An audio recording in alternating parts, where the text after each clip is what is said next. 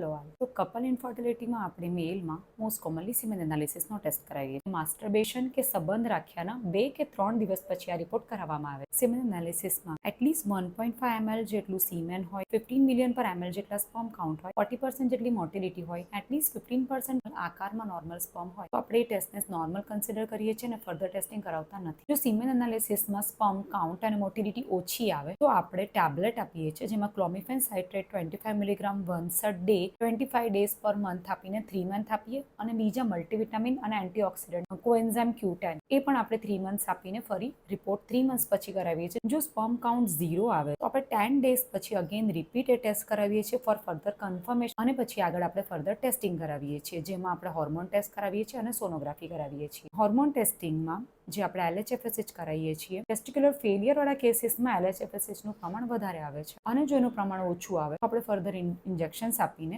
LHFSH ના અને SCG ના એનું પ્રમાણ નોર્મલ લાવીને ટેસ્ટિસમાંથી સ્પર્મનું કાઉન્ટ વધારી શકીએ છીએ. સ્ક્રોટમની સોનોગ્રાફીમાં આપણને મેલમાં વેરિકોસીલ છે, જેમાં નસો ફૂલેલી હોય લોહીથી અને જેની ગરમીના કારણે સ્પર્મ કાઉન્ટ અને મોર્ટિલિટી ઓછા થતા હોય એવું પણ બને છે, અને એના ગ્રેડિંગ પ્રમાણે આગળ સર્જરીની પણ સલાહ આપી શકાય છે. કોમન કોઝિસ ઓફ મેલ ઇન્ફર્ટિલિટીમાં સૌથી અગત્યનું છે સ્ટ્રેસ, એન્ઝાઇટી, વધારે પડતું રેડિયેશનનું એક્સપોઝર, જેવી રીતે કે વધારે પડતું મોબાઈલ અથવા લેપટોપ યુઝ કરવું, અનહેલ્ધી લાઇફસ્ટાઇલ, સ્મોકિંગ, આલ્કોહોલિઝમ, ઓબેસિટી, બિલકુલ એક્સરસાઇઝ ન કરવી, કોઈ લાંબા ગાળાની બીમારી હોવી અને એના માટે લાંબા ગાળાથી સ્ટીરોઇડ અથવા વધારે પડતી કોઈ હેવી ડોઝની દવા લેવી, એનાથી પણ સ્પર્મ કાઉન્ટ અને મોર્ટિલિટીમાં અસર આવે છે. તો કોમનલી આપણે મેલ ફેક્ટર સ્ટ્રેસ અને એન્ઝાઇટી ઓછી કરવા માટે, એક્સરસાઇઝ કરવા માટે સલાહ આપીએ છીએ, જેટલું બને એટલું રેડિયેશન એક્સપોઝર ઓછું કરવા માટે પણ સલાહ આપીએ છીએ, અને એમની હેલ્ધી લાઇફસ્ટાઇલ માટે એમને પ્રમોટ કરીએ છીએ. એ સિવાય એમને મલ્ટીવિટામિન એન્ટીઓક્સિડન્ટ ટેબ્લેટ આપીએ છીએ, જેનાથી પણ સ્પર્મની હેલ્થ વધે છે.